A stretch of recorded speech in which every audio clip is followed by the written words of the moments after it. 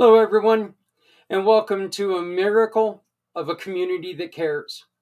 My name is Zach Clayton, President and Founder, Community Pay It Forward, Community Dare to Care, and the PAC channels. And I want to welcome you to our event that we're trying to make sure that even though we understand this is the happiest holiday season of them all, it's very, very troubling for some.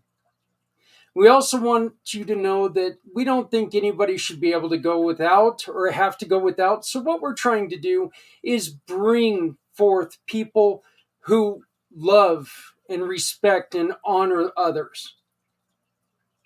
We have readings from everyone, or from people around the globe. We're going to have a jolly man who wears red from England reading a couple stories that he has written himself. Somebody that the kids are just going to love. We've got our friend that you're going to hear from in a minute, Miss Maggie van Galen, who's reading her book, one of the books that she wrote, The Banana Tree, from the Keno and Ernest series.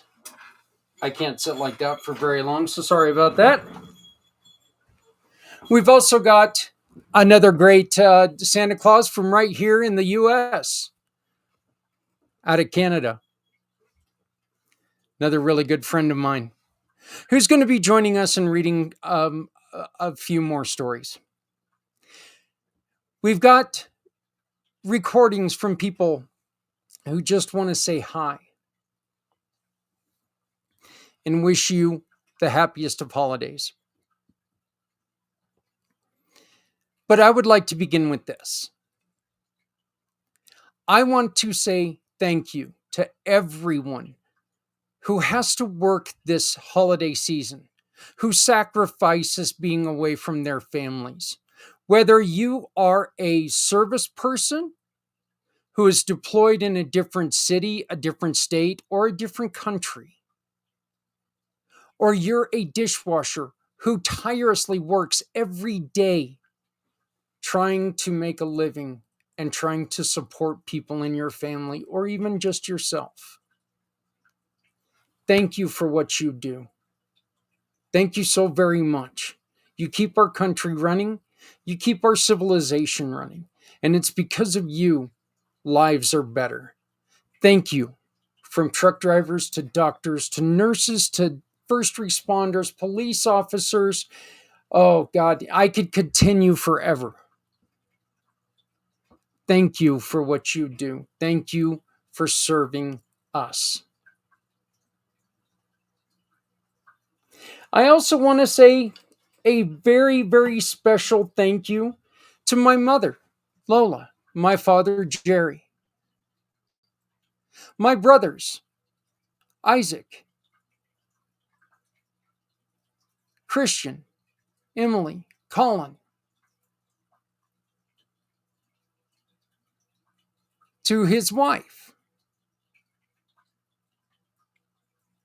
Paula. Thank you. I love you all. Happy holidays. To Charlie and Alicia, with Christopher, little Brando, who is getting married. I wish I knew your wife's name, Brando, but congratulations and welcome to the family. And to Landon, thank you. I love you. Merry Christmas. To my beautiful wife, Adrian, I love you, sweetie. And thank you for bringing a whole new side to my life. To our kids, Brittany and Josh, with our grandkids, Drake, Aiden, Addison, Gabe, and Tommy. Love you guys. Got a very special message coming a little bit later on.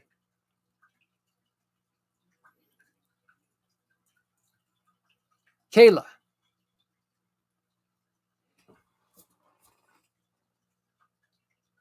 You and Jaden have brought so much joy to my life. First off, with your bread. I love your sourdough bread. And we get to spend more time with you because you're closer than the other kids. Kinsley.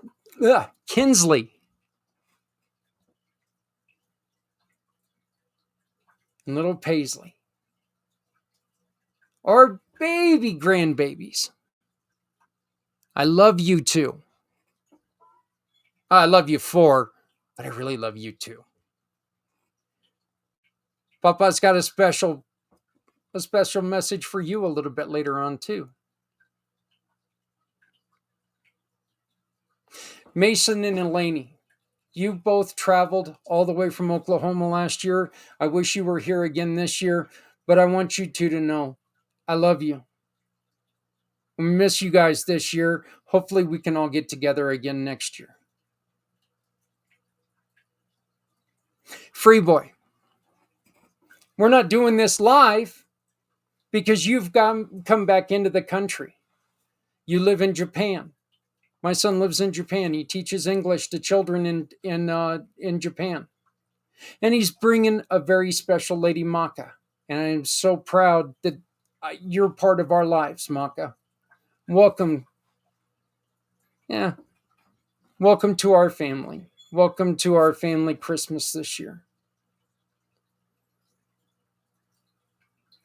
And the baby of the family, Justice, who's not a baby. He's bigger than Daddy. Much bigger than Daddy. And Gabby. Gabby, you've been a part of our family now for a couple years, and I don't want to any other way. I love you like a daughter. I consider you a daughter. I love you so very much, and I thank you, and I love you.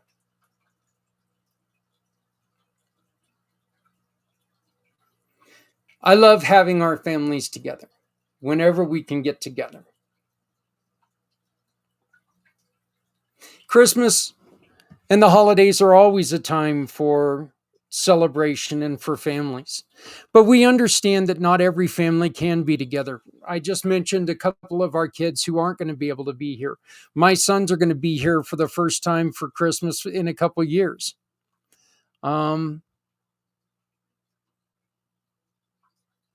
It's not ideal.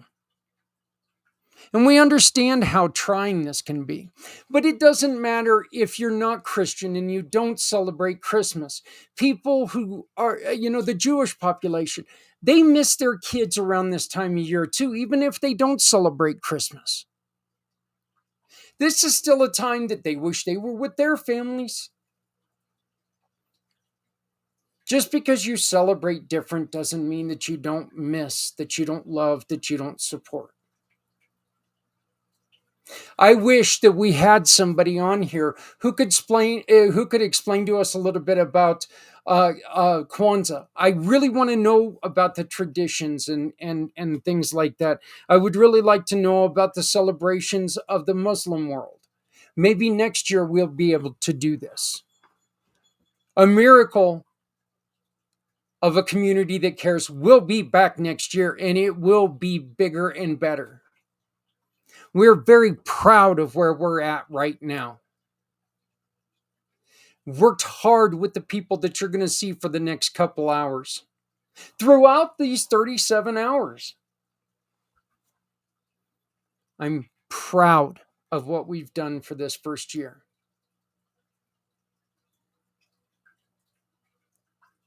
We've had some wonderful, wonderful sponsors. Wendy Lyon, thank you very much for supporting and getting us off the ground. Welcome to the Community Pay It Forward family. Santa Mike, who you're going to be hearing a couple stories from. In England, the Hensley Santa. Santa Papa John, who you're going to hear from a little ways down the road. The Roscoff crew, everyone involved in that. You guys have about an hour that you're going to be talking to people about some of the wonderful things that you do in celebration of our great friends at Project Die Hard. trying to be there. Not trying, they are being there for our veterans. Again, folks, I'm sorry, let me continue this. My friends at Key Largo Lounge with the chili cook-off and toy drive. You guys helped get us kicked off with our toy drive, our book drive, where we were able to collect some gifts and things for people, for our kids in Northern Colorado hospitals, including books from Maggie van Galen that we're going to be dropping off this coming up Tuesday.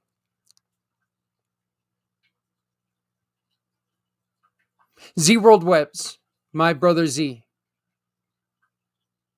Les Simpson, who you're going to hear from, he and his wife. So many more. But we're going to get this kicked off with our brand new friend to the program, brand new family member to the program, Maggie van Galen, who is being brought to you by she's a lot of stuff going on, folks. This is a funny story here before I get started. My computer, this little fella back here, decided to completely crash on me yesterday. He tried to sabotage us, but this program is so important. There was no way I was going to let it work. Holly Miller is bringing you the Maggie van Galen readings. Holly Miller is not just a community pay it forward partner, family giving partner. She's also a mission partner. We're trying to raise money to help her build her program and to give away scholarships for women who need her support. We'll talk a little bit more about it, but you can find Holly and her program if you scan the QR code above, where it's going to replace this one here when Maggie's reading. But I would like to present to you first the reading by Maggie van Galen. She's going to be reading The Banana Tree in her series of Keno and Ernest. Welcome to a miracle of a community that cares. This holiday season, as the world celebrates in so many ways, some families are facing it apart, feeling the weight of loneliness. At a miracle of a community that cares, we are creating a space where everyone, regardless of faith or background, can share in the joy of this wonderful season. Join Santa and leaders from all walks of life for stories, special shout-outs, and heartfelt messages from loved ones near and far. Children are taking the lead with art and fun, helping us bring the gift of books to children everywhere. Children in hospitals, children to families of all faiths, and to fortify traditions of families. This season, let's come together as a global community. One that cares, one that gives, and one that embraces all cultures. Part of the miracle. Join us from December 24th to December 26th, and let's make this season unforgettable for everyone. No problem. Hey, everybody, I'm being joined by author and a great friend, a sister in the Pay It Forward program, Miss Maggie van Galen. How are you doing, Maggie? I'm doing great. Thanks, Zach. How are you? I'm doing fantastic. You are taking part in building a miracle of a community that cares, and you're doing this as a volunteer. You are going to read from your series of books, The Banana Tree, which is a book from the Keno and Ernest series. This series does consist of 3 books, and we're going to be giving away a copy of these 3 books to the hospitals, which I'm proud to be doing that. And this is being brought to you by our friend Holly Miller, who has taken a terrible situation in her own life. Her and a friend were hurt very badly when she was a child. And she ended up losing her friend because her friend did not have a place to go. So Holly has built a program to help you both personally and professionally rebuild your life and live the life that you want. So Holly Miller is bringing you the reading of Maggie van Galen and The Banana Tree. Maggie, what are these books about? Thank you, and thank you to Holly. Yes, so The Adventures of Kino and Ernest, the general premise is that Kino is a sort of silly, adventurous little monkey who always seems to be getting himself into trouble. And his best friend in the jungle is Ernest, who's an elephant, a little bit wise beyond his years, and he helps Kino get out of trouble. So along the way, Kino learns some very valuable lessons. In the first book, he learns about friendship and following family rules. In the second book, The Diamond Mine, he learns about asking before taking. And in the third book, A New Friend, he learns about staying true to himself and not changing so others will like him. Well, I'm excited to hear this. I'm going to get my fat head off the screen and I am going to let you take over. Proud to present our friend, our partner in the giving family, Maggie van Galen, with The Banana Tree. Thank you very much for reading this, and I will be back in about 20 minutes. Awesome. Thanks, Zach. Hi, everyone. Thank you for joining me. I'm going to share my screen. Hold on one second. There we go. Awesome. There we go. So, like I said, my name is Maggie van Galen. I'm an author and a wordsmith, and I'm so excited and honored to be able to support Zach and his Community Pay It Forward program and the Miracle program by offering my books and this reading. So, I hope you enjoy. Before we get started, I would love everybody that's watching to close their eyes and imagine that they're in the jungle. And I've never been to the jungle myself, but I envision it being very warm and humid. Maybe some animal sounds. Maybe you can hear water dripping, very green. And the reason that I do this is that I want everybody to sort of transport themselves into the setting of the book, which takes place in the jungle. So now that you're all in the jungle, we're going to go to the first story. All right. Once upon a time, deep in the jungle, there lived two best friends. The first was a very mischievous monkey named Kino, and Kino was always getting himself into trouble. But thankfully for Kino, his best friend in the whole jungle was a wise elephant named Ernest, and Ernest was always there for Kino.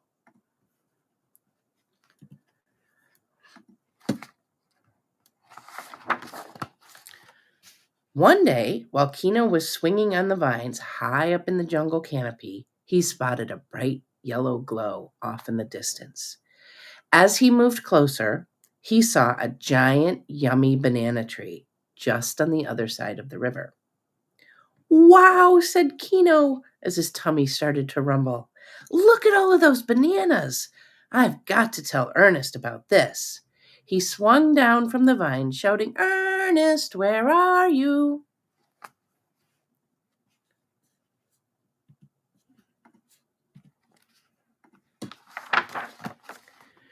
Ernest, who was busy munching on leaves, heard Kino's call and looked up. Kino was so excited he was out of breath. "Ernest, Ernest, guess what I just found? It's a huge banana tree with hundreds, maybe even thousands of super yummy bananas. It's way better than our old banana tree. Let's go get some." "Okay, I'm right behind you. Show me the way," Ernest said.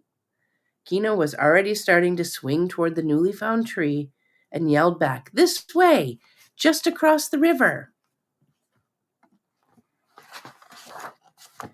"Wait a minute," said Ernest. "Did you say across the river? We can't cross the river. Our parents told us never to cross the river without them. Remember? It's too dangerous, Kino. The river's wide and the current runs super fast. Plus, Mom told me there's things in there that might want to eat me." I know, said Kino, but I looked at the current, and it's not so fast today. Plus, if I ride on your back and we cross by the bamboo tree where it's not so wide, we'll be fine. You're so big and strong, nobody will bother us. Please, Ernest, please. Ernest was thinking hard about Kino's plans. Those bananas did sound like a tasty treat, but he knew that Kino's adventures usually went wrong and that his parents would be really disappointed if he didn't follow their rules. I don't want to go, Ernest finally said. A banana's a banana. Let's just go up to our old favorite tree and get some there. But those aren't as big or as yellow as the ones on the new tree, Kino complained. No, it's too dangerous, said Ernest, and I don't want to get in trouble with Mom and Dad.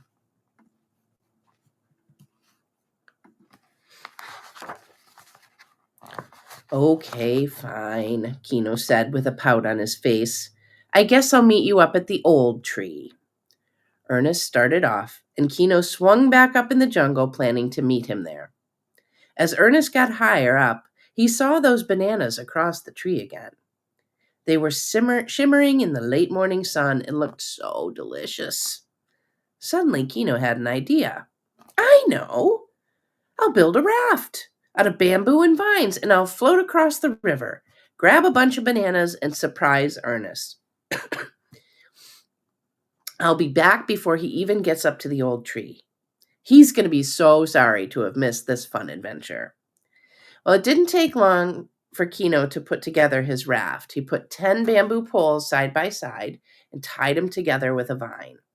He grabbed an extra long pole to use as a stick or a paddle to get across the river. He pushed off from the riverbank and slowly started floating across the river. Ha! This is easy, Kino said to himself with a smile. The shiny new banana tree was getting closer and closer. He could almost taste the new bananas.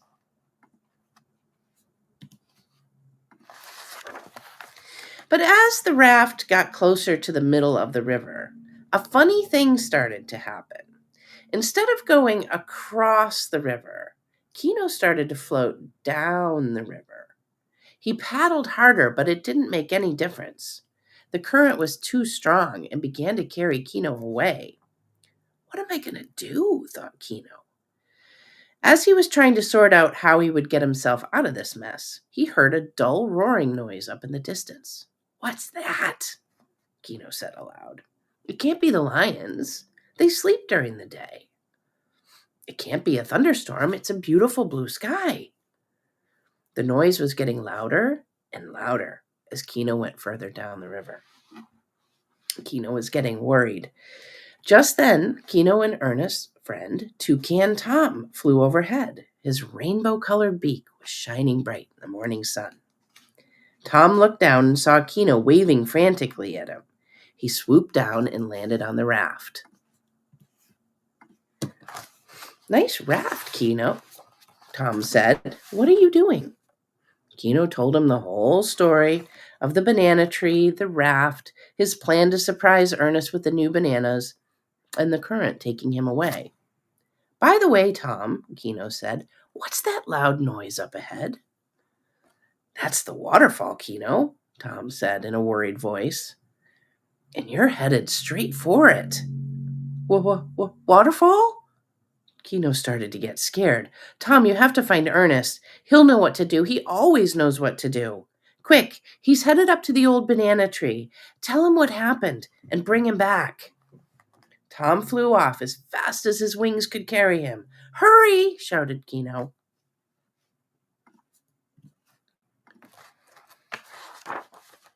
Well, it didn't take long for Tom to find Ernest. Ernest, Ernest, Tom said. He was yelling as he dove through the forest, weaving in and out of vines and narrowly missing trees. Ernest looked up in surprise. What is it, Tom? It's Kino, screeched Tom. He's in trouble on the river. On the river? Said Ernest. Yes, come quickly, hurry. I'll tell you on the way, said Tom. Toucan Tom repeated the story that Kino had told and explained about the waterfall and how Kino was only moments away from real danger. "You have to do something, Ernest," said Tom with a fearful look in his eyes. Ernest was already running at top speed, slaloming trees and trampling bushes. He was thinking and planning as he went.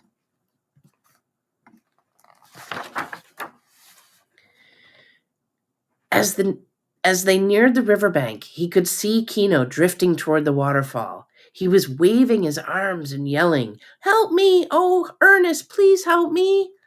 "Don't worry, Kino," Ernest said. "I'll save you." Ernest ran up ahead to look at the waterfall and plan his rescue. He noticed that just before the falls, the river narrowed, and on the opposite side, a tree had toppled over and stuck straight out. Ernest devised the rescue plan. He would wade out into the river and stretch his trunk as far as he could. And Tom could fly over to the fallen tree to mark it. Kino could then jump to either side. It was his only chance. Ernest told Tom the plan, and Tom flew out to the raft to relay it to Kino. Kino was still scared, but he knew that Ernest was his best friend and had never let him down before. As his raft rounded the last bend in the river, Kino could see Ernest, only his head and trunk above the water, and Toucan Tom was perched on the tip of the tree that reached out from the other side.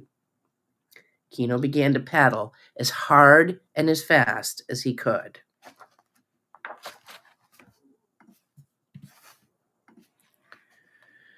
He was trying to aim for Ernest, and much to his delight, the raft was going in the right direction. "I'm going to be saved," thought Kino delightedly. Kino was within arm's reach of Ernest when suddenly the raft spun around from a change in the current. Kino almost lost his balance, but thanks to his good jumping, he leapt towards Ernest and just managed to wrap his tail around Ernest's trunk. The raft shot out from underneath him and went over the waterfall, and the three friends watched as the raft broke into little pieces. Kino was shaking with fright and relief.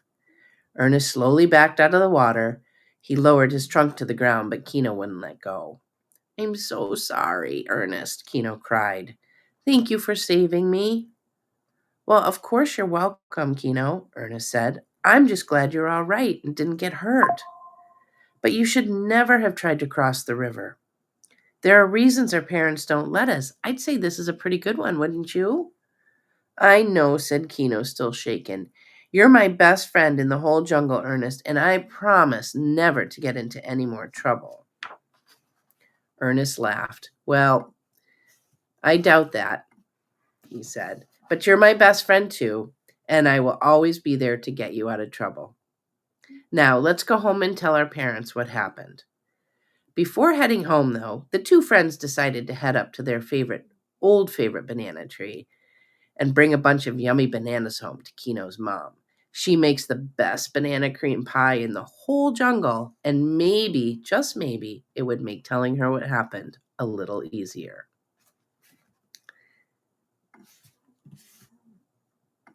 The end.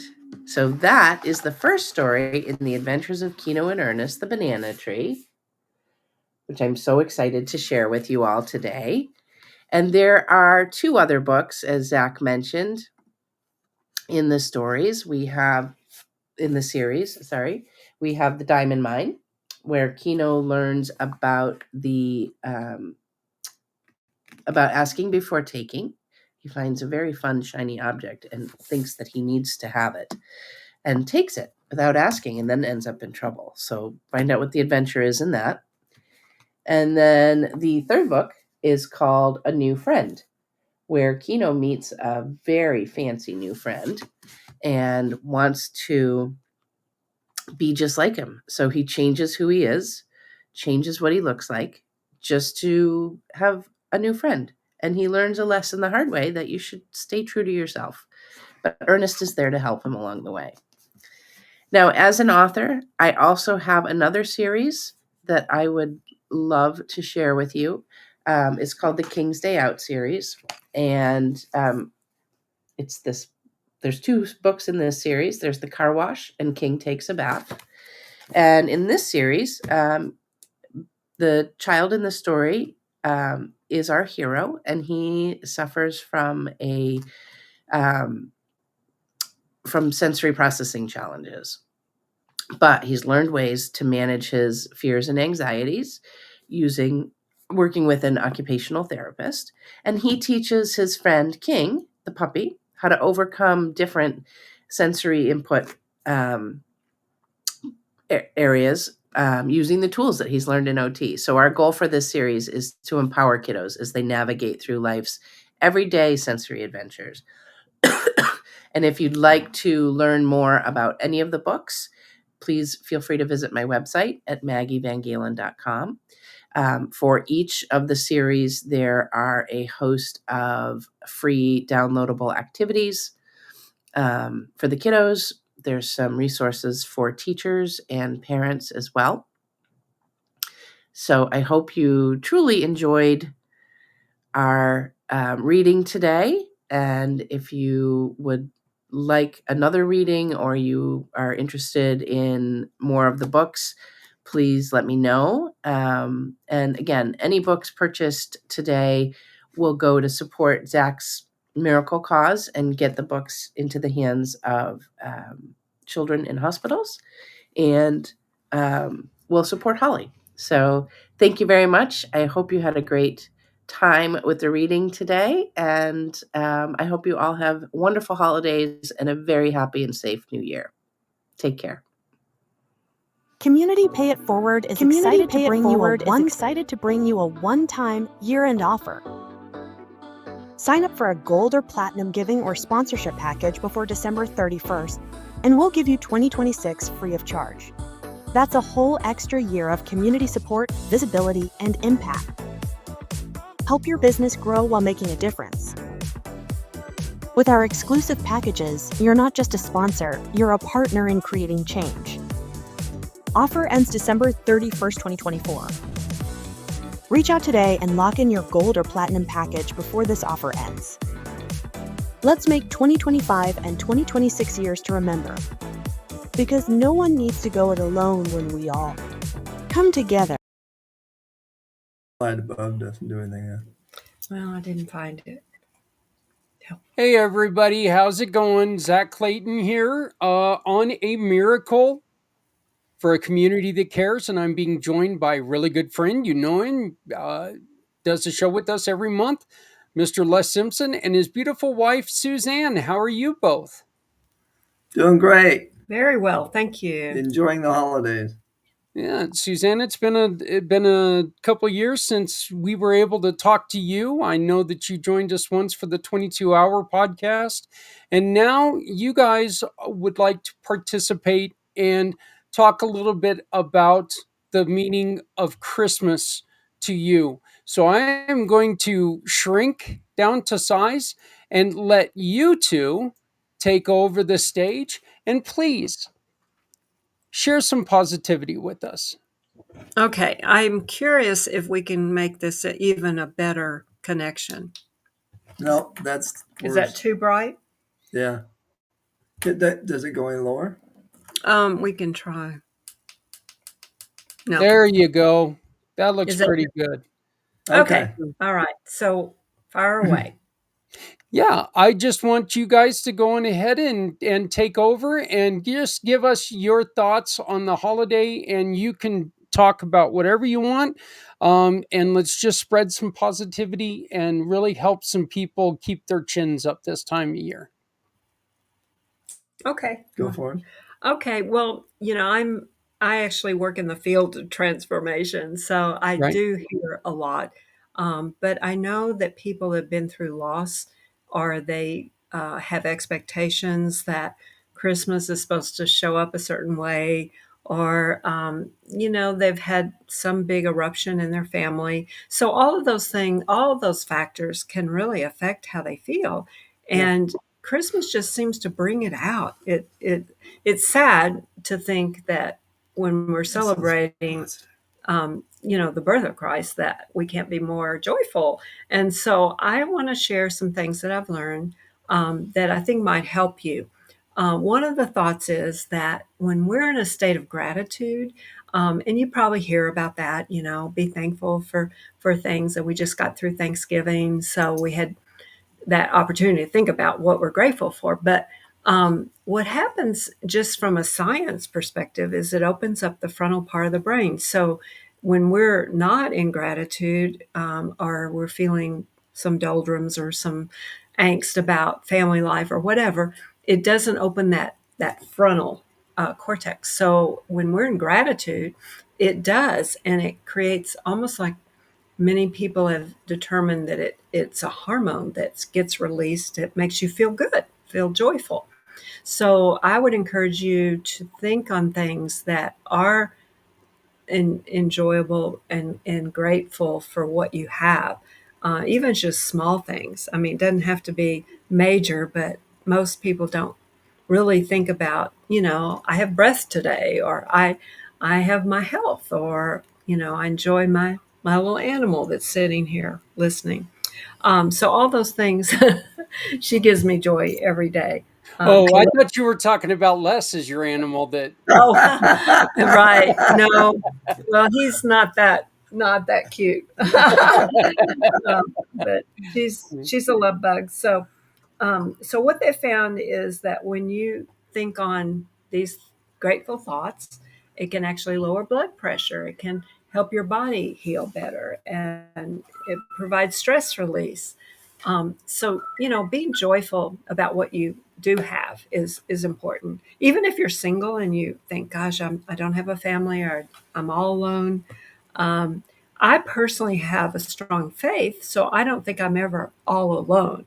I feel like I can draw and access on my relationship with Christ to help me feel like, there's somebody advocating for me, and there's always that peace that I can draw on. I just picked up a Christmas card that had joy and peace, and I think it's a matter of where we put our mindset. So we can choose to put it on things that are difficult, or we can choose to put it on things that were positive. And so our belief patterns really do affect us, believe it or not.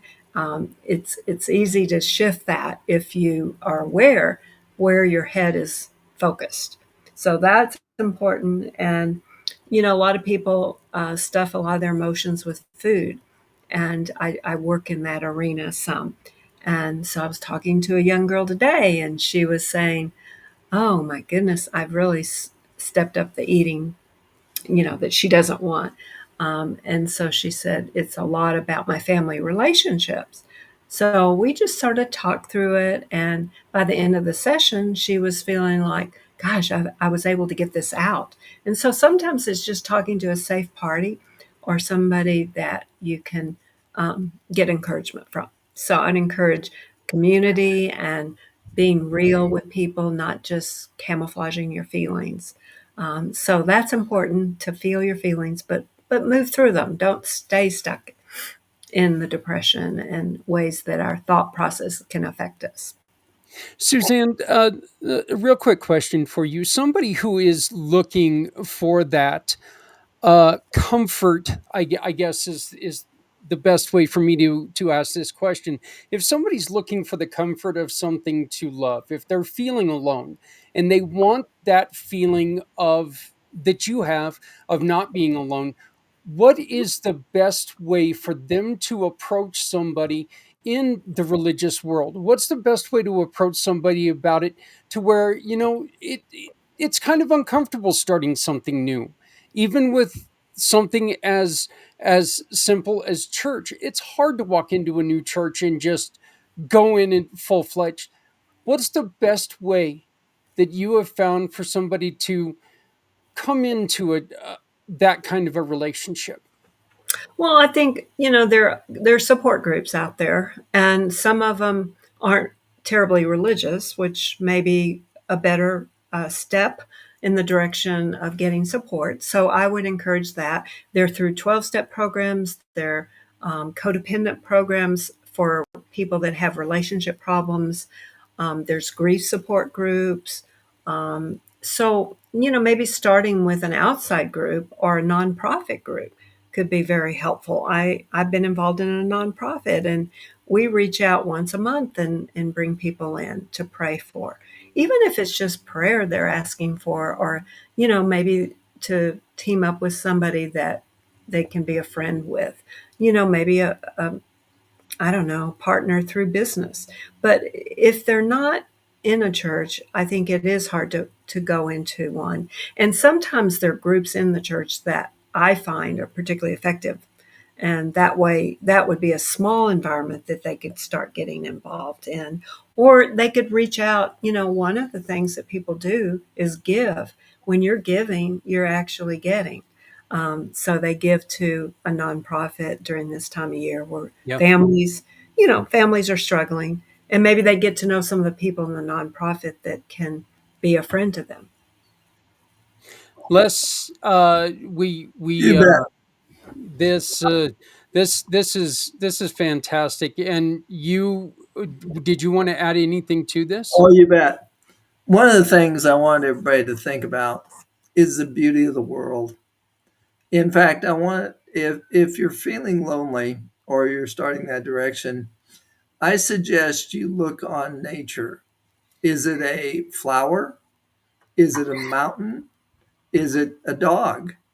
And if you look at it and feel at that point, remember the same creator made that flower or that dog or that mountain that made you. And so the beauty is there no matter what. And one of the things that I really want to express that the scripture says is the Lord, the biggest way to get in touch with the Lord is through our weakness. You don't have to be strong. He says, through our weakness, we find his glory. He also said, Peter himself said he was the ultimate sinner. In other words, the ultimate person that messed up and sinning just means missing the point. Don't condemn yourself. He never does. He's just grace and mercy. And that's one of the things that remember whenever you're feeling alone, he's inside of you and he wants to talk to you. He wants to hear all the things that you're upset at. And you also want to hear the things you're excited about. Tell him that you absolutely love these lights. I mean, thank him for allowing your eyes to see these colors. And that's one of the things that every day, if you I, I guess appreciate or ask the Lord to help you see the good in things, because he said everything is good, then it's a relationship. He designed us to be weak and him be strong in the love, joy, peace, and so forth. And so the one big thing I would say is you're never alone. And one thing Suzanne was saying, if you write it down, everything you're grateful for. It might be the fact you can see. It might be the fact that you can taste food. It might be the fact that if you have a pet that, like our Sadie here, she likes to sit on our lap and it feels so neat. And she's also very huggable. And that's one of the things that I tell her all the time. She's my huggy bear. And so these are the feelings that the Lord gave you. And too many people don't understand that that is so precious. And everybody that has all the physical things, they can be as alone as you with a big house or a fancy car or whatever, because the togetherness is inside with your creator. Well, you know what? And unless you know my, well, three, four, five, whatever, huggy dogs, you see them quite often as they come in and they join me. Mine are not a lot of fun when they sit on your lap. They're larger dogs. Nice. It's a good thing. It's a good thing I've got a larger lap. Let's just put it that way. So, Yeah.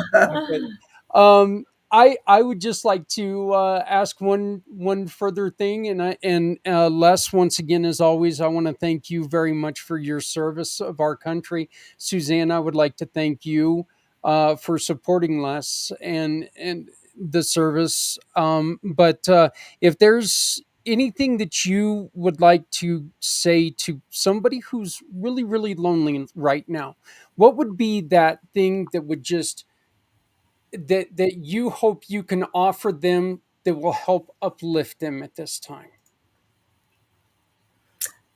You want Go to ahead. start? Go ahead. Okay. Well, I would say, reach out to someone that you feel is a safe person. I love to reach out to people that are lonely, so Mm-hmm. I'm always available just to talk. But more than that, I think just knowing that we may not have family.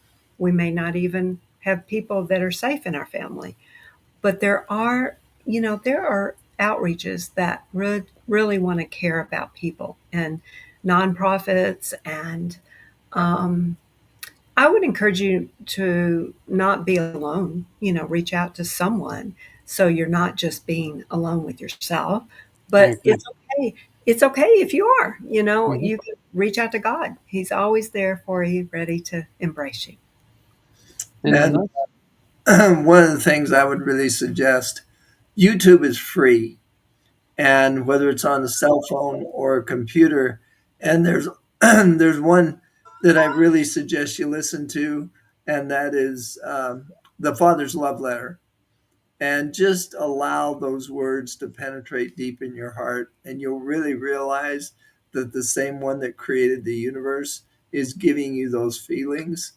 And if you release them and just feel, uh, and then there's others on there, if you can listen to different things and allow, and it was exactly what Suzanne was talking about.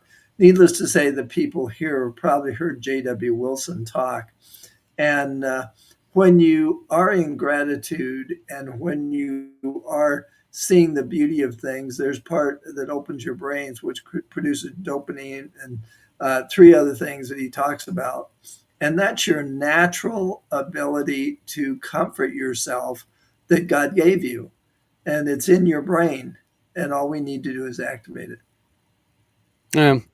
This is wonderful, and I want to thank both of you. I want to wish you both a very, very Merry Christmas, and definitely a Happy New Year, a happy holiday season for both of you. I would like to thank you so very much for joining us here on the Miracle of a Community That Cares. Thank you for your friendship, your partnership, and your support on everything that we've been doing. And really, thank you so much for the kind words. I think that the words are going to help out somebody. And the best thing that we can do is continue to talk, because eventually someone's going to even accidentally hear these words and it'll help them. So I greatly appreciate your very, very kind and wise words. Mm, Okay. Well, you have a great evening yeah. and Merry Christmas. Thank Yeah. you very much. All right. Bye bye now. You will see a link below, and that is the link to Father's Love Letter, or the Father's Love Letter that Les was talking about. I want to thank Les very much for joining us, and I appreciate him for everything that he does for this channel. He's been a sponsor now for over 2 years. He's been a platinum partner, and I appreciate that very much. It helps us grow, and we're hoping that here in the near future, you if you're looking for a way to find the smarter way to attract people to your business, you need to get a hold of Les. Okay. You've had Les's information right up here. You can see what we've got by going to Les's Corecentrica page on our website. And all you have to do is go to as you can see here, this is what his page looks like. Just type in Les Simpson or go to Corecentrica, or you can type out the whole thing, www.communitypayitforward.us/Corecentrica Les Simpson. You can also get a hold of Les at 303-579-6881. 303-579-6881. I do suggest it take and go back on this channel right now that you're watching. If you're watching on one of the pack channels, if you go back in time just a little bit, you can watch the last two monthly episodes with Les and I, he does bring on a guest who is just amazing. I love the shows. I thought they were so very, very, not just entertaining, but they were extremely well put together, and a lot, and I mean a lot, of great subject matter. I do want to thank Les and his beautiful wife again. I really do appreciate that. Those are the kind of things, folks, that a miracle of a community that cares is looking for. We're looking to do things like this, talk about things that are important to us during the holidays. There are people out there who are very lost right now, or just beginning their adult life. We know everything when we're younger. Every single one of us, we know everything when we're younger. Yet when it comes time, when we get a little bit older and we start losing a little bit of that knowledge, and we realize we didn't really know anything, we start to think about, God, if I could have just, if I would have known that things were like this, I could have done things a little bit differently, and I think that I could have created something much better for myself.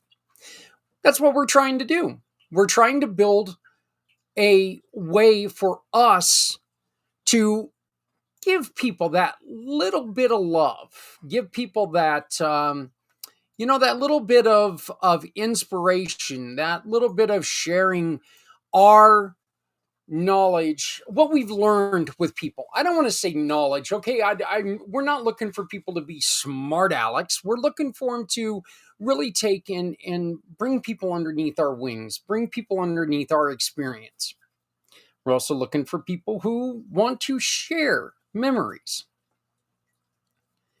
I think it's kind of funny. My brothers and I, when we were growing up in Kansas, I find it really funny that one of our, we would get bikes for Christmas or something like that, along with also getting, aging here, we would get records. I remember my first ever record was REO Speedwagon High Infidelity. Loved it. Absolutely loved it. Charlie ended up getting a record. I think it might have been the Go-Go's or something like that. And it was like the Go-Go's very first album. But our big present was we got bikes. Well, we went out and we started riding, and I tried to help. Tried to help Charlie get his bike working and everything. And being that big brother, trying to help out my little brother, trying to do things, make things really cool. And we wanted to put the riding pegs on, and I tried to help him put the riding pegs on the front, but I ended up making a huge mistake, and I loosened the bolts up front. Of course, we weren't very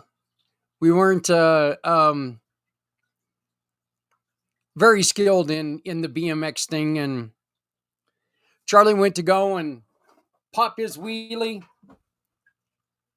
He popped his wheelie, and all of a sudden you saw that front tire take off in front of him.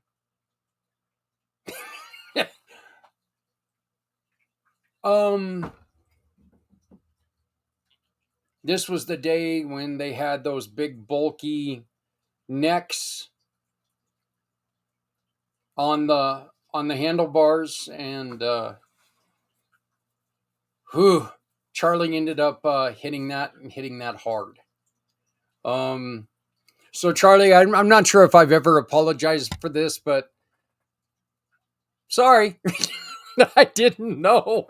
But you got to take it from the guy who also tried to put a tire on a truck when he first learned how to drive, and he put the tire on backwards. So in my case, what were you letting me work on your bike for? Yeah, I'm not going to blame you for my silliness here. I'd like to introduce you to another friend of mine. someone else who has graciously given us a video. She is brand new to the Community Pay It Forward family, and we are thrilled to have her as part of the program. I'm just this is so great. This is what we're looking for, and we are looking for you to continue to leave these messages. You can do it by filling out this form, recording a message and sending it to us. Or we've got another way of doing it by sending your form through a link, called Transfer Now. It's all one word, transfernow.net. Transfernow.net. You just simply record a message and send it to us through transfernow.net. When you do this, you record your message and then you drop it into where it says drop your recording. You let it upload, and it will ask you who you want to send it to. You simply send it to my email, and I'm sorry, I should have done this earlier, but it's Zach, ZAK, at communitypayitforward.us, and when you do that, it'll come to us. And we're going to continue to show these videos for a little while. So even though the initial program is done and over with, we will still continue to show these videos. So go to transfernow.net and record a video, send it to Zach at communitypayitforward.us, because we're looking for videos like this one. Hi, good morning, good afternoon. Hope you're having a wonderful day or a great evening wherever you may be. My name is Geneva. You can also call me G. Wanted to jump on and just share a message. I know holiday season and Christmas time can be filled with emotions. And sometimes those emotions aren't the happiest or the most fulfilling. And so if you're able to receive anything, I hope you're able to receive my love, the space that I'm holding for those who need space held this time of year. Know that you're important, know that you're loved, and if anything, this is a reminder to myself too. Try to find the brightness and the light and the good times that we get to have, because it's another day that we're alive. Have a Merry Christmas. Hello world. My name is Z, or you can call me Mr. Z. I am a web developer, and I am also a consultant at Z World Webs. My one goal is to develop custom websites that are specifically catered to your organization's needs. I completely understand that building a website is an exhilarating, exciting, and significant step in connecting with your audience. Your organization has Z potential to make a meaningful impact, whether it's supporting animal rights, advocating for equality, combating human trafficking, or honoring the brave individuals who have served our country. Your mission is too important to be held back by the challenges a website can present. And I am here to ensure that your website works for you, not against you. Whether it's maintaining, developing, or redeveloping a custom website that is specifically catered to your needs. And with that being said, I would be more than delighted to learn more about your organization and, of course, develop a website Z World is waiting for. Thank you. Hey, I do want to thank our first reader today, Maggie van Galen. You can find more about Maggie van Galen by going to her page, which is on communitypayitforward.us. Simply type in Maggie van Galen, or type in you can type in author, or you can type in she is she's part of our giving program because she is a copywriter. She is a wordsmith. Okay, so she's able to turn words into business. And when you shop with Maggie van Galen, you get to support wonderful, wonderful programs. Hey everybody, it's Zach Clayton there trying to help people like our friend Molly at Ambo. Okay, again, Molly went through a very traumatic thing as a young child, event as a child.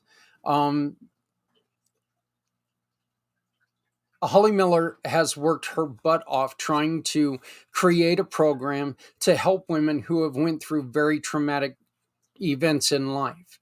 Turning these, look, you're never going to forget these traumatic events. It's just not going to happen.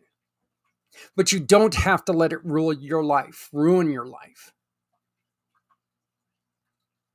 So the QR code right above my head right now, shop with Maggie van Galen. Go, if you're in business and you want to turn your words into new business, and you tell them, hey, I found you through Community Pay It Forward. Maggie will then send us what is we call a referral award. When we get that referral award from you, we turn it into a program called Shop, Click, and Pick. And that Shop, Click, and Pick can support organizations like Holly's program to help women rediscover and redefine their lives after traumatic instances. Introducing Shop, Click, and Pick, the simplest way to support those doing good in communities everywhere. We understand that shopping is a necessity, but with a slight adjustment, you can make a huge difference without spending any extra money. Here's how it works. Please visit communitypayitforward.us and navigate to the Find Your Partners tab. Discover our verified giving partners, which are trusted allies ready to meet your needs. Shop with any of the partners that resonate with you. Click a picture of the receipt or invoice, then pick the mission partner you wish to support and use their QR code to send the receipt directly to us. After that, all you have to do is sit back and enjoy your purchases, knowing that you've made a meaningful change for someone in need. Community Pay It Forward amplifies your business's impact by sharing the story of those who require your services, rallying support for those who need us all. Because no one needs to go it alone when we all come together. All right, boys and girls, are y'all ready? Because I got a very, very special present for you. Before he went on his long, long journey all around the world, he contacted me. And, he was like, you're kind of like one of my elves. And I told him, Santa, I'm sorry, I can't be one of your elves because one of the elves can't be fatter than Santa Claus. It's just true. And I'm bigger than Santa Claus is. So, but he wanted to work with me because he wants you to understand that, guess what? We can all help people. All we have to do is work together. And I am very, very proud to introduce to you the Santa Claus he lives in Europe in his off season, where sometimes you go on vacation to a place. Santa likes to go to Europe. And he took time before he went on his journey to read you this story. And I'm proud to present to you Santa. Atol's Wonderful Christmas by Henley Santa. Illustrated by Mudassir Abid, with an introduction by Michael Rosen. As far back as Atol could remember, he'd always wanted a dog. He asked his mum every year and she always said, "We'll see." At last Mum said, "Santa will bring you a dog this Christmas." Just before Christmas came around, there was a great flood and the river burst its banks. The dog that Santa was going to give Atul was washed away in the flood. Santa was not able to find another dog for Atul anywhere. Santa said to Atul's mum, "All I have on my sleigh to give Atul is this drumstick. I will load it with Christmas magic and we will see what happens. I must give him a present because he is such a good and kind boy. As soon as I finish my last few deliveries, I will look for his missing dog." Atul was sad at first, but he made the best of it and treated the stick as if it was a dog. "Look, Mum, I trained my stick to do tricks. He can do stay, lie down, play dead, roll over, and fetch." Mum laughed and called, "Atul, take your stick and play outside." Atul tied a bit of string round his stick and took it for a walk. Across the river he met the village baker. She was surrounded by black smoke, coughing and crying. "What's wrong?" "The river flooded and all my kindling is wet. I can't light my fire to bake my bread. I have my..." Atul's Wonderful Christmas by Henley Santa. Illustrated by Mudassir Abid, with an introduction by Michael Rosen. As far back as Atul could remember, he'd always wanted a dog. He asked his mum every year and she always said, "We'll see." At last Mum said, "Santa will bring you a dog this Christmas." Just before Christmas came around, there was a great flood and the river burst its banks. Hey everybody, it's Zach Clayton with Community Pay It Forward, Community Dare to Care, and the PAC channels. I want to welcome Joel White to Community Impact. Hey Joel, how you doing? I'm doing great. Thank you very much, Zach, for this opportunity. It's been really nice. Looking forward to it, mate. Not a problem. I love what you're doing because you're focusing on something that unfortunately, and I don't want to shame anybody when I say this, but I do think, and I believe that you feel the same way, I do think it's something that we kind of forget, that men every once in a while need that support as well. We do focus a lot on other areas that need support, and every once in a while we do forget that, you know what? There's a lot of stuff being thrown at men, and we kind of forget about it. Yeah, absolutely. Absolutely, Zach. It's not just about sort of forgetting about it. We get carried away with the stories that we're told from a young age, that men are tough and men are strong and men don't cry and men can manage their emotions and men don't need anybody to speak to and, they can move on and, get your act together, man up. And, these are various stories I'm sure is shared across all cultures, whatever country you're in. But the irony of it is, Zach, is a lot of that is not true. It's not the case. But when it's pushed on you in the way it is, you don't even question it. And that obviously where a lot of problems come, as we'll talk later, as men get older, when they realise, or they don't realise, that they don't even know who they are anymore because of the things that they're told. It's not the case. I think that one of the things that we have learned throughout time is that men who hold things in, they don't have healthy lifestyles. They don't have my grandfather, for example, when he was, World War II veteran, and he held everything in. He didn't talk about the war. He didn't talk about any of that. And it led to a long life of drinking and not, he didn't really care about his own, where he lived. He lived in these real crappy little apartments. I mean, I still remember walking into this one room little apartment, and that was good enough for him, and I don't know if that was a way of he punishing himself for the things that he felt or what it was, but I know it led to, in the end, that all led to part of his demise. And it was something that, suck it up, buttercup, or rub a little dirt in it and get up off the ground and do what you do. These are all something that those are really bad ways of dealing with things, right? Massively, Zach. And you've said such a lot in a short period of time there, and I'll try and unpack bits of that, to be honest. One of the things what men seem or do, not even seem, do struggle a lot with is something called shame. And shame is it's not even a feeling, it's a really strong emotional response. And if you were to look at a dictionary definition of what shame is, it's basically the judgment of all of yourself, the whole bit of yourself, every last bit, everything you do, what you say, how you act, how you move. It's the entirety of who you are. And a lot of men drop into that aspect of shame, and it's different from guilt. Guilt is if you've done something wrong that has been judged to be wrong, and you want to make amends. Whereas shame's different. Shame is literally the entirety of you is bad or awful or whatever it is.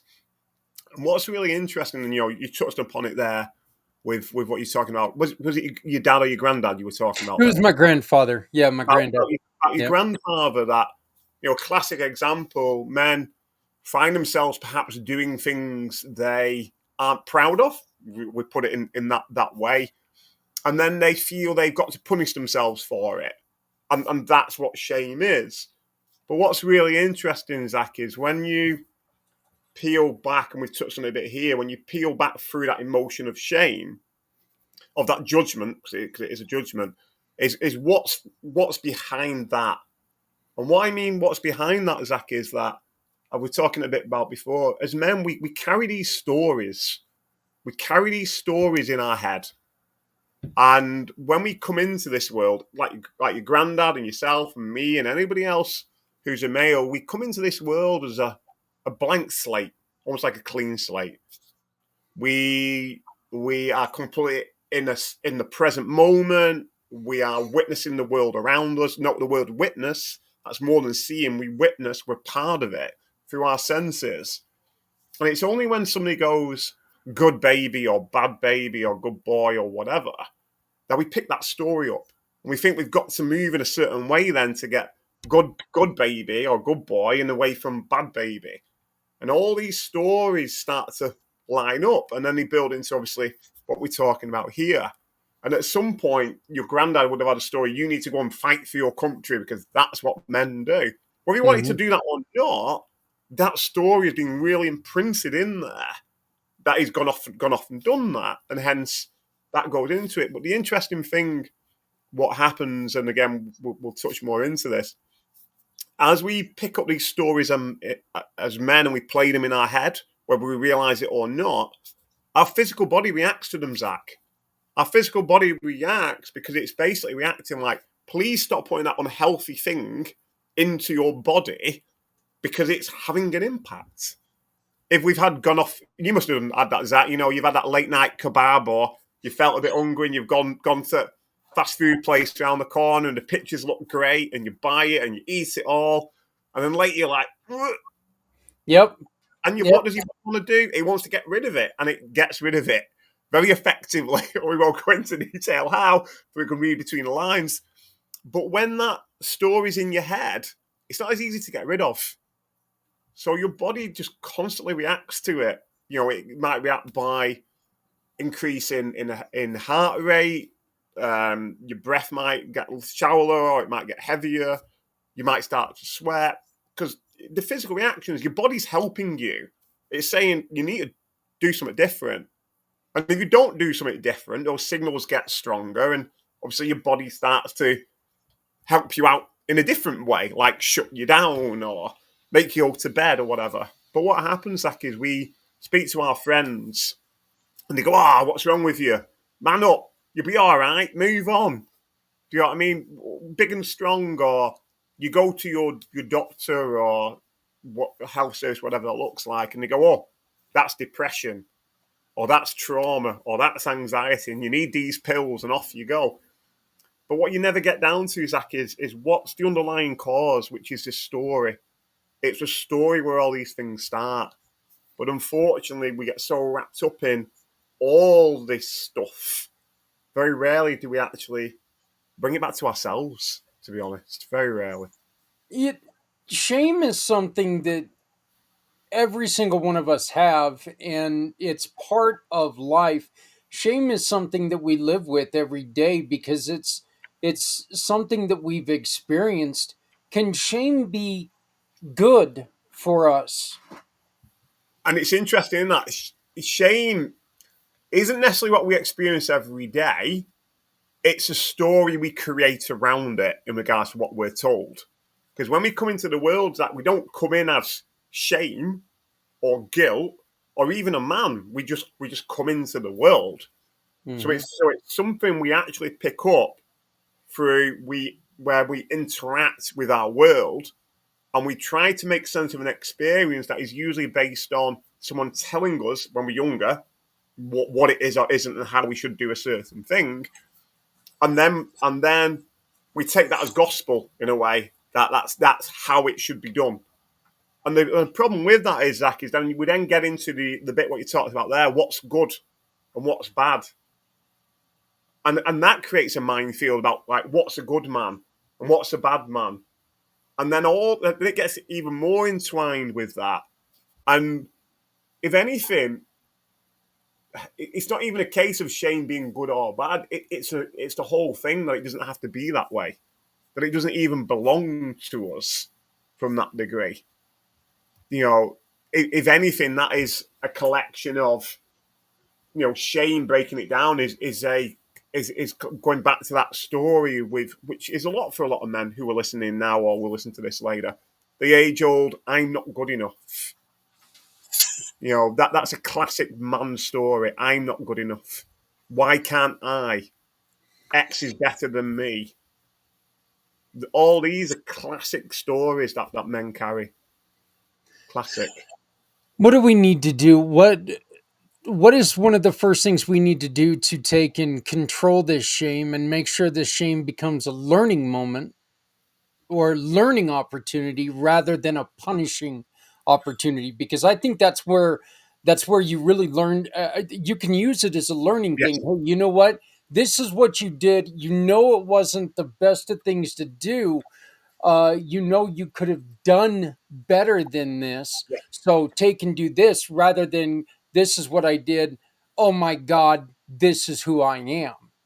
Absolutely. Literally what you said there points exactly towards that is, towards moving through that. And again, it's how you look at things in regards to that. Okay, it's a whole judgment of self, but the irony of it is what is the evidence for that?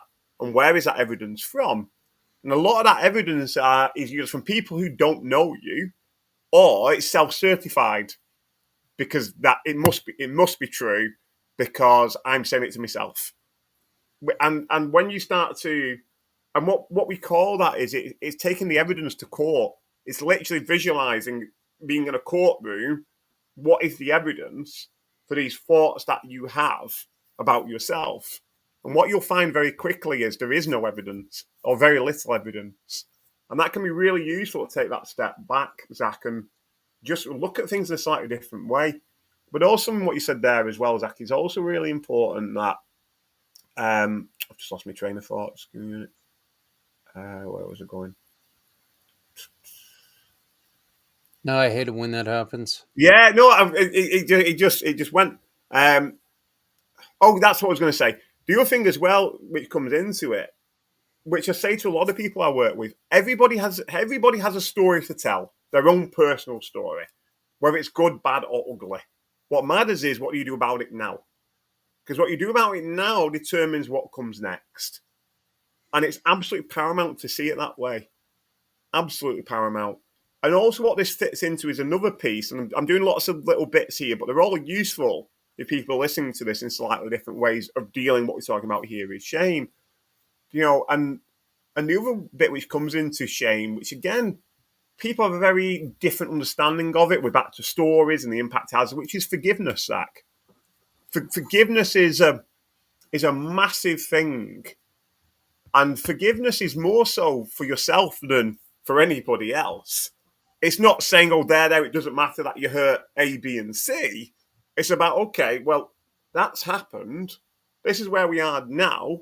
What we're going to do different going forwards, and how can we do that? Because to some degree, shame in what behaviour, and you talked about your grandfather there, how a lot of men deal with shame, they go down that route of punishment / self-harm. So drinking too much alcohol, taking drugs, going out and having illicit sex, whatever it might be, a lot of it is risk-taking behaviour, because it's all down to I deserve it for what I have done. And that is far opposite than what forgiveness is for self, and the importance of, I guess, taking that responsibility and doing something different going forwards. Do you know what I mean? That's what it's enough. There's that age-old saying, put the whip down. You've whipped yourself enough. Put it down. Now's the time to do something different if you want to do that. And I think that's the crux bit in it, that personal responsibility piece. Yeah, which is harder for somebody to overcome, self-shame or shame that's brought upon you by someone else? That's a really interesting one. Again, they are both difficult. I guess if the shame has been, well, they both. If the shame is brought on by somebody else, that helps in a way to see it from a different angle, because it's somebody else than yourself. Because when it's yourself doing it to yourself, then obviously that's going to be harder. But they both share that same thing, of being able to take a step back from the evidence to look at that. We're back to that piece of forgiveness as well, of compassion for yourself. Where it's somebody else putting it on you or yourself, it's bringing it back to that. But like I said, it goes back to identifying those stories. What stories do you keep telling yourself in your head that's leading to that behavior, that emotional trigger of shame? Is it, like I said before, I'm not good enough, I'm not a real man, whatever it might be? And it could literally be writing those questions out, or statements that you say to yourself, and researching it. What does it mean to be a real man? What does it mean to be good enough? What does it mean to be, which is a classic in the UK at the moment, breadwinner? What does it mean to be a breadwinner in the family? What does that actually mean? And is that actually who I am? Because all this shame, a lot of what underpins shame is people, men particularly, they don't know who they are. They've never been shown. So one of the issues in the UK for a lot of men is they don't necessarily have a role model per se. They don't know what it looks like. And the problem is, when you are looking outside of yourself for the answers, and then you're scorned for doing that for experience, and then it's a shame is then put on you by somebody else, or you take that in on yourself, it makes it very difficult. But the irony in all this, Zach, is when you start to look at the evidence for why we have these stories playing in our head, at least shame and what other people are saying to you, that a lot of it doesn't even belong to us, because it goes back to what we were saying before, Zach. We weren't born with it, so why are we taking it on and shaping our lives around things that are not true? And I don't know about you, Zach, from my personal experience, if I am willing in that moment to take the time to take a step back and be, if you want to call it, state of awareness, presence, your mojo, what you find is you find the answer, which is inside ourselves. Yeah? Have you had that, Zach, where an issue, you've weighed up a situation, you kind of get that gut instinct? Have you had that? Oh, yeah. Yeah. Feeling? Yeah, and if you think about those times when you've listened to that, how more favourable the outcomes were for you and everybody else. Yep. Those times, Zach, where you don't listen to your gut instinct, and look what happens differently. And I think that kind of leads up to what my next question was. Is it easier to overcome shame if you know who you are, if you know who you want to be, if you know what your end goal is, rather than listen to somebody else's version of what you should be? Absolutely. I couldn't agree more with that. And what I call that, Zach, and again, I bring this into conversations that I do and different sort of workshops and things like that. I call it your IDP. And what I mean by IDP is your identity, your purpose, your direction. You know, that they are absolutely crucial for, you know, for a man. And in regards to identity, it's finding it by putting all those stories aside that we get told we are. You know, that we should be a good husband and a good father and the breadwinner and a good brother. And if you're not all that, then you're bad. So they're all those are stories in themselves. And when we start to question the evidence, we step out that we not actually are those things. And what we are is unique for each individual, which is found within themselves. And when you start to move all that stuff away, it then becomes clearer what that is. And I guess looking at another way, Zach, when we're born in this country, in the UK, you get a birth certificate. The birth certificate says on it, this is your name, your date of birth, time of birth, who mum and dad is, beautiful, and that's what you get. Yeah? And at the end of your life, when you die, you get a death certificate. And what does it say on that? It's the time of death, place of death, cause of death, whatever else. What it doesn't say on those pieces of paper is, well, you could have been a better dad, or, you know, you could have worked a bit harder in your job role, or you were a business owner for 30 years. It doesn't say any of that because it's meaningless. It's not important. It's not who you are. And I think when you get straight with that then makes it easy into what is your direction. So what is your purpose? And purpose means a lot for different people, Zach. You know, for me personally, what purpose is, through being clear about my identity and questioning all the evidence and working through what I've worked through, my purpose aligns in life that I want to really make a positive difference in empowering other people towards greater lives so they can do the same for others. That's why I work with men over 30, and we'll talk about that a bit later. And because I'm clearer now with my purpose, I'm clear with my direction.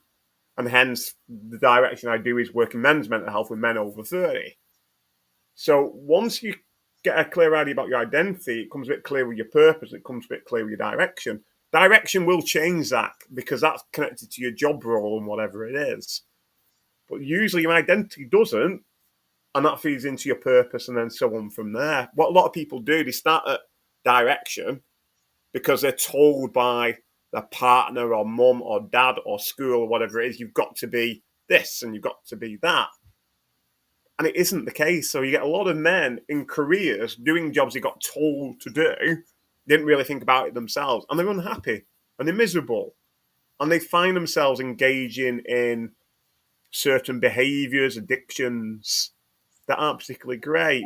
And again, I can only reference off the UK.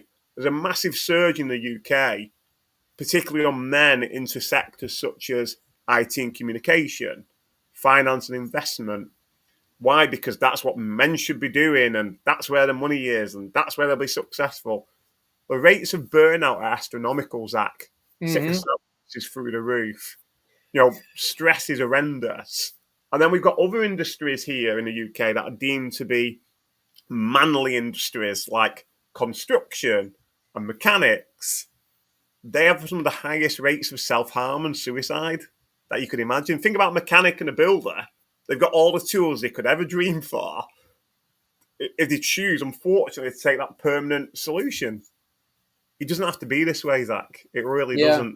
And that's the issue when people get stuck on direction and don't know really about their purpose and their identity. You know, it's actually kind of funny. I know some I know some mechanics that are the happiest people I've ever met in my life because their dream is to work on cars.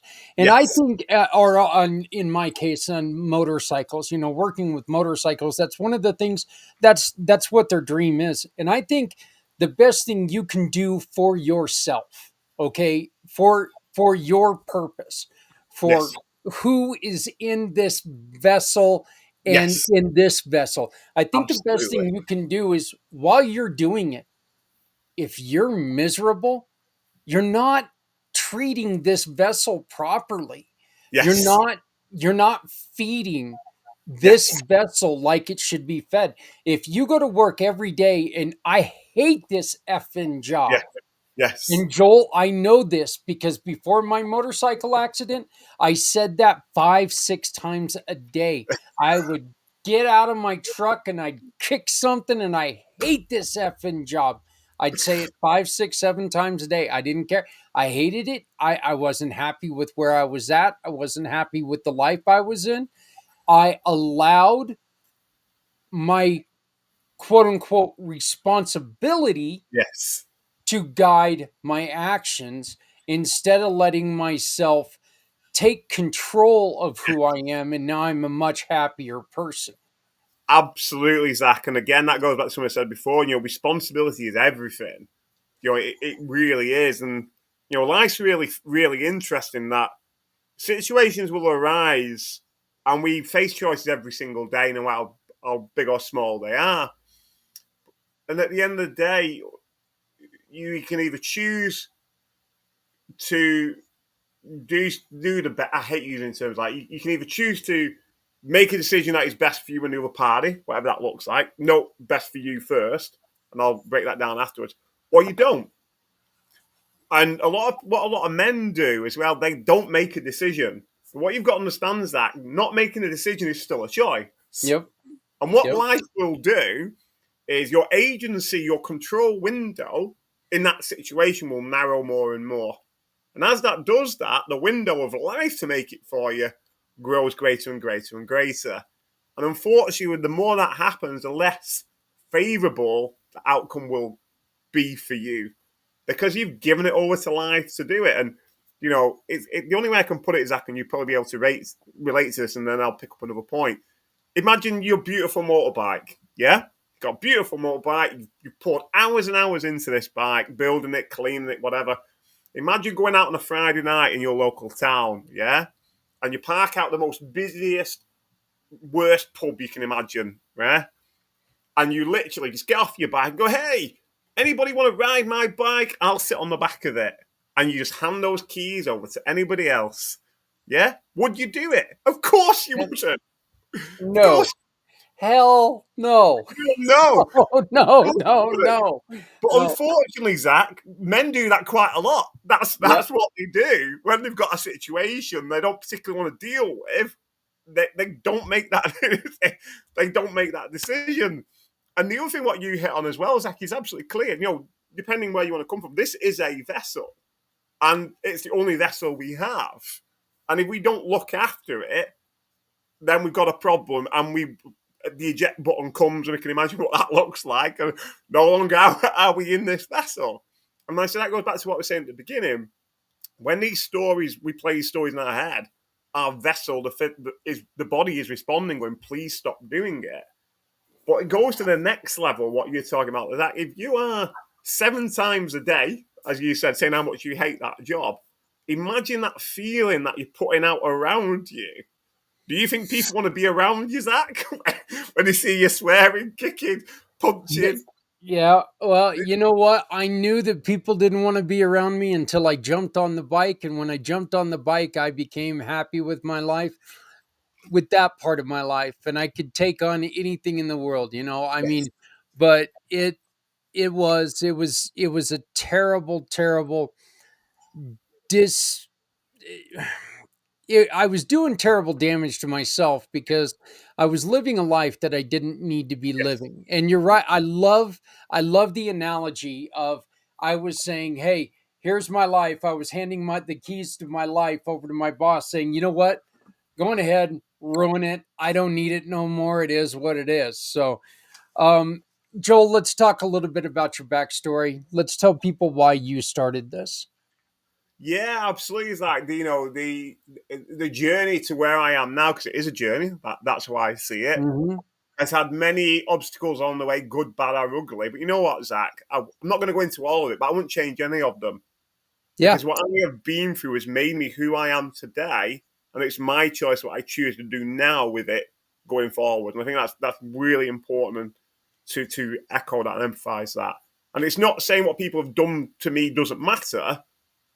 But I'm not just jury executioner, Zach. I'm not going to waste my life trying to punish other people when I want to move on and become a better individual, whatever phrase you want to call it. But slightly off piece. Anyway, for me, Zach, it's that user what I was talking about before, early 20s, came out of university, Didn't really know what I wanted to do. Didn't really have a role model as a father in my life. I hadn't really got a clue. And it was only like, oh, you know what? Saw an advert somewhere. Let's be a counsellor. I guess that's where it started. And they need counsellors in school to help children.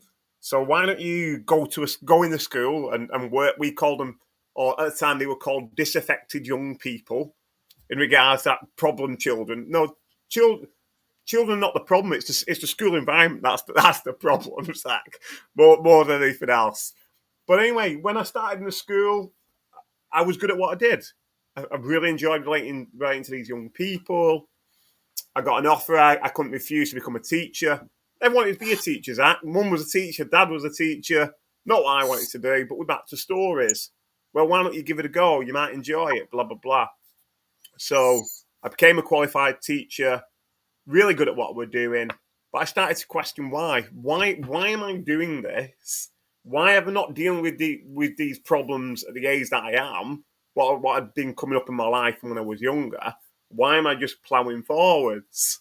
And I guess my answer to that was, I know what I'll do, Zach. I'll get a job and I'll work abroad because life's going to be better. Yeah. Life's going to be better when I'm in the sun. I can pack my bags and we're all good. But unfortunately, as you can see where this is going, is that when you pack your bags to go abroad, you don't leave your problems behind. They go with you in the suitcase. And for me, I went to Thailand, I went to Bangkok. People can imagine what that can be like for a man who's single and trying not to deal with issues and so on and so forth. And from there, I went to China. But by the time I got to China, Zach, I was in Shenzhen, just over the border of Hong Kong. All those problems that I'd those stories in the head that were playing, my body was reacting more and more. And I weren't paying attention to that because I was enjoying myself partying. And then it was, I'll take on more responsibility. So I was an A-level IT teacher. Then I became network manager. So I was managing all the technology budget for the college. And then I thought, I know what I'll do. I'll become a head of house because I'm good at that, pastoral care. So I started doing that. And it was like, I know what I can do. I've got a bit of free time. I'll do a master's degree. So then I started to do a master's degree. So you can see how all these physical reactions are building up. The writing's on the wall. I kept going. And for me, the only way I can put it is the wheels fell off when I got a new job in South Korea, mid 2013. And it was literally about hitting the F button. And boy, do men hit it hard. We don't mess about when we made that decision as men. And that goes back to that emotions being all over the show. And when I hit that literally brought me into nervous breakdown, mental reset, what you would call it. But I did it in style in another country and not my own country, where English wasn't really a spoken language per se in South Korea. So it was a miracle to get back to the UK. And a big shout out for my mum on that. My mum, 60 years old at the time, came over and brought me back. Because if she didn't, I'd be coming home in a body bag, Zach, because that's the level it had got to. So when I was back in the UK, looked around for that support in our health system in the UK. And unfortunately, long waiting lists, major problem. When I did get on the list, as it were, mediocre support, overstretched service, couldn't afford private health. And you know what it came down to? Some men hit this, Zach, some don't. For me, I did, which is a sick and tired of being sick and tired. And I thought the only one who can sort this out is me. And that's where it started for me. I signed up to something called NLP, Neuro-Linguistic Programming, works at a subconscious level, starts with the stories. And literally within 6 months, Zach, I'd moved back into that place of stability. And it was right. Don't want to work with young people anymore. Love young people. Don't love the education system. Don't want to be part of it in the UK. And then that led me to health and well-being of working with adults. And I was working, and over that period, so if you fast forward for 10 years, I'd worked a lot of roles in the health and well-being sector, third sector, foundations, charities, whatever you would call it, a NHS contract. But on the side, Zach, I had this calling to find a better way to help people one-to-one and deal with some of the issues that I was facing and I knew other people were facing, accessing support. And I found along that journey, a lot of people that I worked with were men. So in that journey of building that toolkit, Zach, I became a qualified counsellor. I became a qualified EMDR practitioner, motivational interviewing, life coach, lots of things. And all these are ways that we're looking for a better way of supporting somebody one-to-one with their mental health. But what I found, Zach, on this journey, which a lot of men can potentially relate to, is when you are in a setting where you've got stories playing in your head around men have got to be tough and strong and this, that, and the other, it can be difficult to talk about your issues, about your problems, without being triggered by them. And what happens to a lot of men is we become either aggressive or agitated, so we get labelled as angry man, even though we're not agitated. We shut down. Oh, men don't talk. No, we do talk. It's a bit overwhelming at that point. Or we leave. Oh, men don't complete services. Or, well, DNA then, isn't it? But it's not. They are reactions based on what we're talking about. The other thing what happens as well, Zach, is what I discovered as well, that between sessions, that's when a lot of men can reflect on stuff. And that can be overwhelming from that degree. And then it's like what I had. How long's a piece of string? How many sessions do I need? How much money have I got to throw at this? But also what unfortunately has happened to men who have accessed support in the past, that when they have spoken to somebody like their therapist or whatever, their therapist has had a chat with somebody else. And then before you know it, their details have gone out into that public domain. And it's awful. It's an awful experience to be in. Yeah, and I really think one of the things that you were saying is that, when you think that men don't talk, men don't do this. This is unfortunately one of the reasons why men fall into the drugs and the alcohol, because men feel that they feel the lack of insecurity that they can talk to somebody. They're fooled. Their brain is fooled into being able to trust anyone once they've opened up that can of beer, once they've had that shot. They've fooled themselves into being able to trust their friends who, the truth is their friends are just as drunk as they are, and they can share anything. But then the next morning you wake up and that's when you feel that shame. Oh shit, did I actually say that to that guy? Did I act? And then you've got to worry about what's going on next. And this leads to another cycle of trouble that you're in.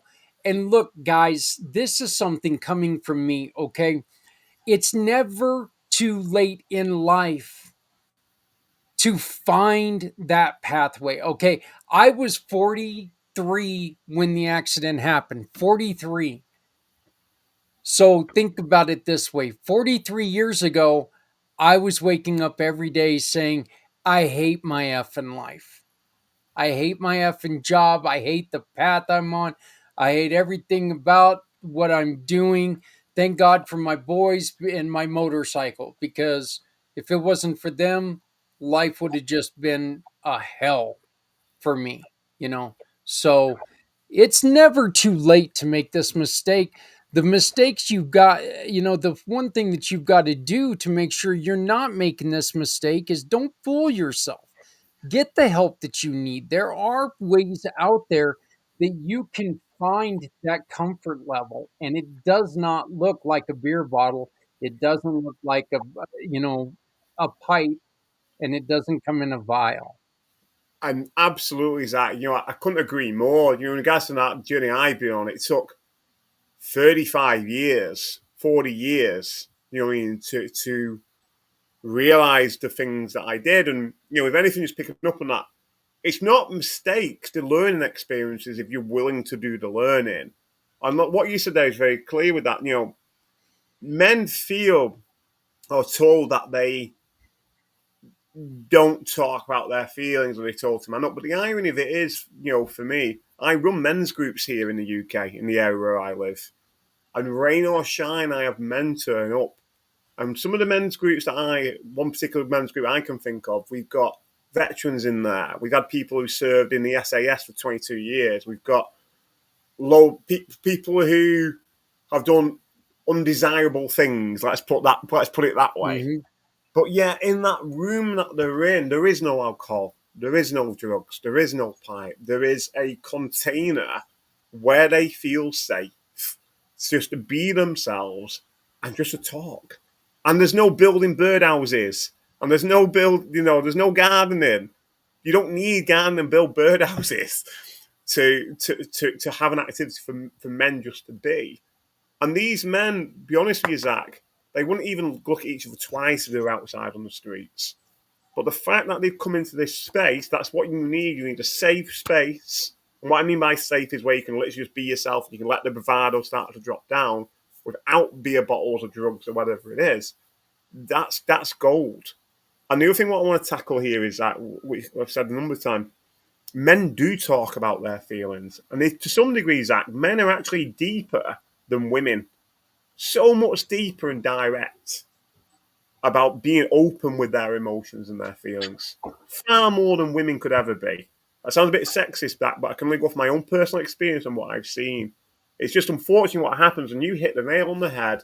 They unfortunately choose the wrong person to do it with, and particularly after they've had a few drinks.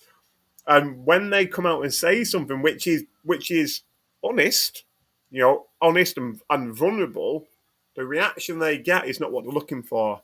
So that creates a story of, I'll never be vulnerable again. Being vulnerable is a weakness. No, it's not. Being vulnerable is the greatest strength a man could be. What it's important to do is weigh up who you're doing it with in the first place. That's what's important, more so than anything else. Yeah. Well, guys, just remember, you know what?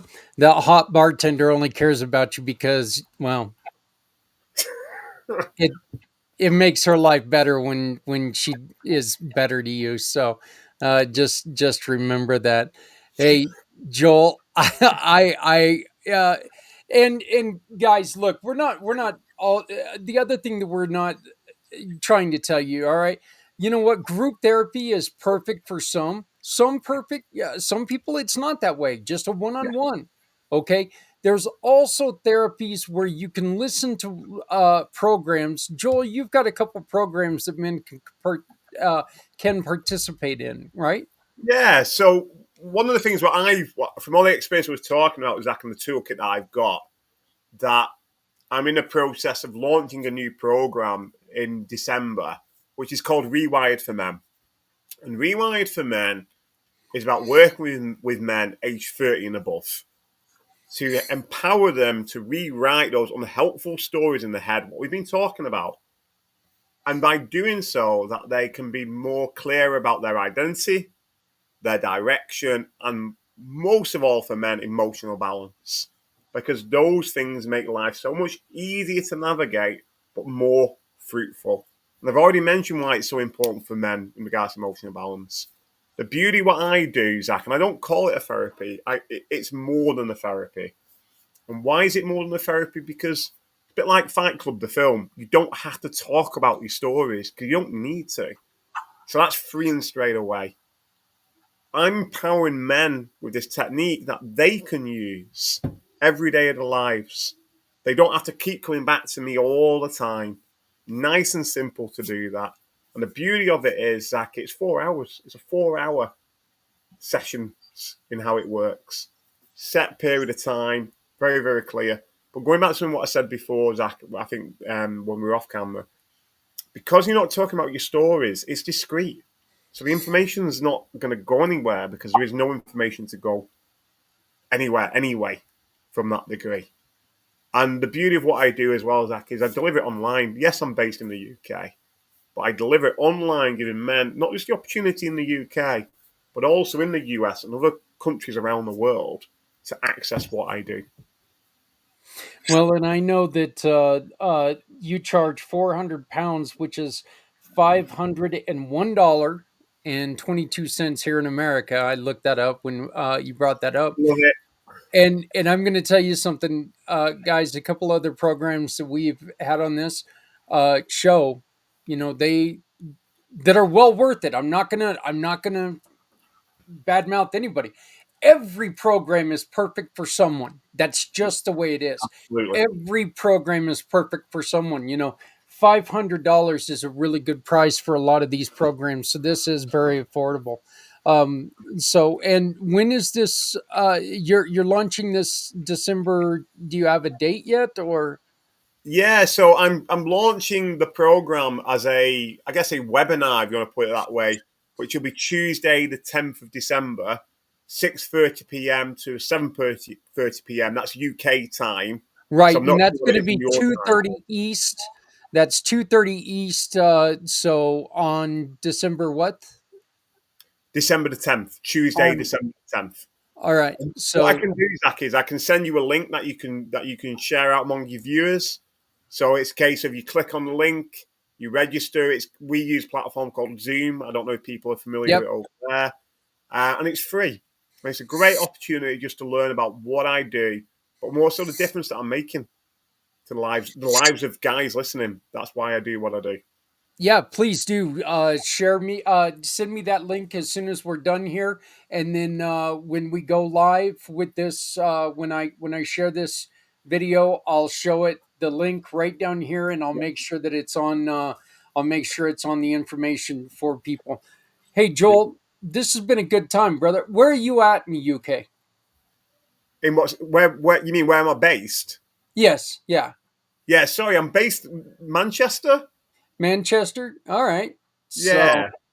All right. So, yeah, what's it what are some of the big things that men struggle with over there that might be different than we have here in America? Is it a environmental there are environmental differences, yeah? Yeah, there is, but generally they tend to be the same, Zach. And what I find with the men that I work with, they tend to fall into there's lots of categories, but they tend to fall into very similar categories. And a lot of men struggle around three categories that are money, work, and relationships. And what I mean by money story is, I'm never going to earn enough. I'm always in debt. Why is this happening to me? Why aren't people buying from me? Work can be, which happens to a lot of men. I'm not working hard enough. I'm not making enough money for the family. Do you know what I mean? That's a classic one for men. And the relationship stories are like, why can't I be that perfect father? What's wrong with me? Why can't I be the best husband? Or it might be in some cases, Zach, unfortunately, which does happen in the UK. A lot of men find themselves in unhealthy relationships, really unhealthy relationship, where they're the ones who are being beat up or attacked or name called or all the rest of it, but they don't get out of them, Zach, because they're told, oh, it's your role that you are the husband. You're supposed to deal with that. Do you know what I mean? And There this, is a that, and the lot other. of stigma for ending bad relationships. Yeah, There's a lot of time that and this is just personal speaking here. Ending my second relationship took me forever to do because you had that thought: do I want to be a two-time divorcee? yeah, Do I want to end this relationship and have two-time? Yeah, I've been married two times. Oh, great. That means I've failed two times. Guys, if it doesn't work, it doesn't work. All right. That's it. yeah, And 2, 5, let's not get married 5 times. I mean, come on, that's pushing it. All right. yeah. If you can't find the right person, maybe realize, hey, you just kind of enjoy being with women and women or men. I'm not gonna preclude, For but sure, Zach, and there's 2 points in that what you're saying. Men are also victims of domestic violence oh and yeah, domestic abuse absolutely, and emotional absolutely. abuse. Yes, yes, we are. It's not all men on women. Women do that to men. Men do experience it. It is a two-way thing. And the other thing which comes into it as well goes back to again what we said at the beginning.